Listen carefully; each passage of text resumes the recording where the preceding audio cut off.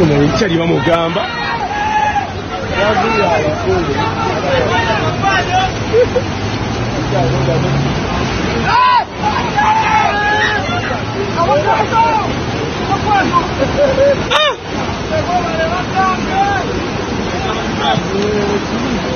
Boy.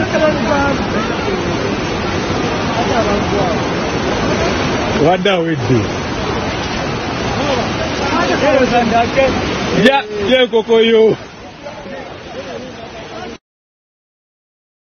Yes, oli ku Yugi Update TV kusinzira okubanga otuuliza gwe omukwano gwange yenna ali eyo. Gwe nagambye agala otweyungako, agala okweyunga ku channel eno, kirira wansi waliwo ekigambo subscribe kikoneko okoonene mukadde.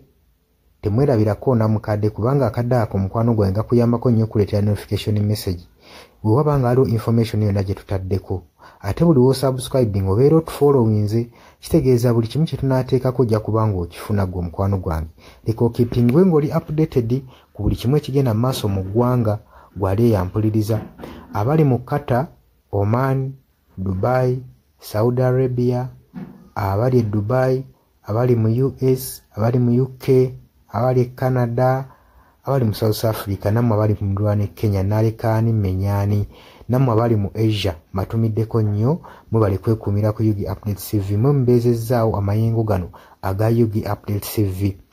Mikwano gyange sola beebaza kinnoomu wabula nsazeewo nkozese lino eddoboozi ery'ewamu nsobole okubeebaza. Mwebale kuyimirizaawo channel eno, mwebale mwabajja naddala mwabajja mu comment section ne mukomentinga ne muteekako endowooza yammwe ne mutangaaza bannayuganda ku ki ekiteekeddwa ekituufu okukolebwa gwe okusinziira ku ndowooza yo. So muna batajjangako mu comment section, mbakubiriza okujja mu comment section muteekeko ebirowoozo byammwe, mutangaaze eggwanga ku biki byaba bagenze mu bukyamu ne bikolebwa mu bukyamu eri bannayuganda. Dani ku Airlines e Kenya nawe nkutumiddeko ennyo, naye jangu mu comment section oteese, toteekako buteesi linnya lyo. Mujje mu comment section mwe abasharinga, abalikinga namwe abasubscribinga mwe muyimirizaawo amayengo ga channel. Enamba y'essimu gye mbateeredde awo eya noti 726 noti emu 67994. Eyo enamba ya WhatsApp eri mu kimyufu. Ye namba gy'ogenda oyita kuba gy'osobola okuyitako gwe omukwano gwange ayagala okulanga wamu naffe. Ngw'alina bizinensi yo ng'ogyagala tugikulangire nga wandyetaaze ogikulangira. Eyo namba gy'oba oyitako ku WhatsApp osobole okubanga naye bizinensi yo gikuba abantu tugikulangire gwe omukwano gwange ali eyo ampuliriza. Nengenda mu maaso n'okulabula abantu ku biki ebigenda mu maaso mu ggwanga naddala ng'akalulu kano aka 2026 katuukuse kengedde. Kati buli muntu alina kubeera vigilant, olina kubeera bulindaala oleme kutunda mwoyo gwo gwe omukwano gwange. Waliwo abatunda emyoyo gyabwe olw'M1,500 sukaali.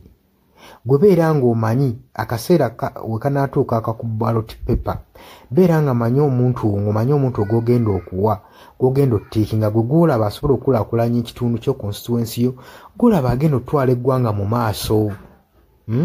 Bannange tusibwa nnyo akatambaala mu mutwe mu biseera nga bino.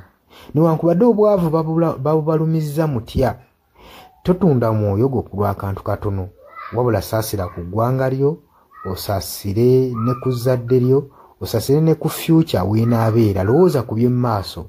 Weewaawo abamu muyinza okulowooza ng'ebyo tabakwatako nga tebikwatako, naye ensobi yonna yonna ekolebwa eiza relative, sengaawo, maamawo, kojjaawo, biyinza otutuuka ng'ekyo ekizibu gwe kyetooloddeko, ate olaba ebikwatirako biyinza otutuuka esa ne byetooloola ne bifundikira nga bikkutteko gwe omukwano gwange ali eyo.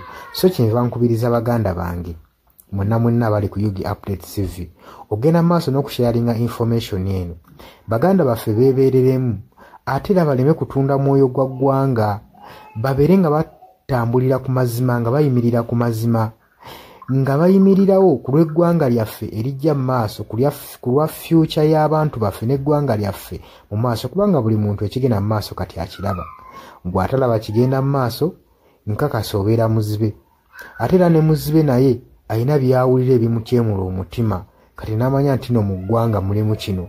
So nkubiriza buli omu obeere lalabayi wa munno osobole okuba nga oli kalabalaba w'oyo ku biki ebigenda mu maaso. Obakubirize n'omubakubiriza waliwo abali mu byalo nga tebamanyi kigenda mu maaso.